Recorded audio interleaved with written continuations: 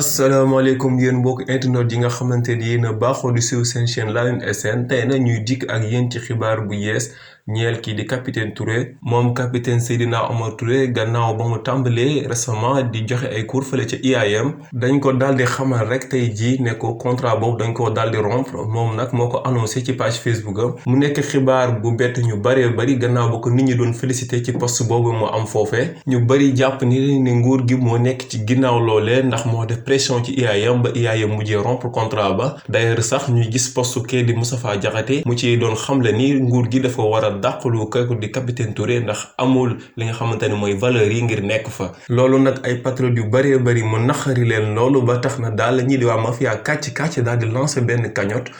bi nag ñoom li ci jaaxal ñëpp rek mooy dafa battre ay record ndax en 1 heure de temps ils ont pu collecter lu toll ci 6 millions de francs CFA mu nekk lu raar wala lu ñu mës a gis ci plateforme boobee fii ci suñu réew te sax li gën a jaaxal nit ñi mooy mu mel ne mbir moomu day daal di gën a wéy ndax ba léegi atteindre guñu seen objectif ndax cagnotte bi ñu ngi ko lancé pour 20 millions de francs CFA waaye fi mu toll nii rek nit ñaa ngi koy njëkkante ndax kenn ku ne yaa ngi fëx ngir dem daal di dugal sa ñaq foofee ngir jàppale kii di capitaine Touré ndax jàpp nga ni lu mu dund injustice la ñu fàttali ne rek capitaine Touré moomee état bi moo ko rëjee woon jamono bu mu nekkee biir gendarmerie ci coowal li nga xamante ne moo opposé woon kii di Adji Sarr ak Ousmane Sonko.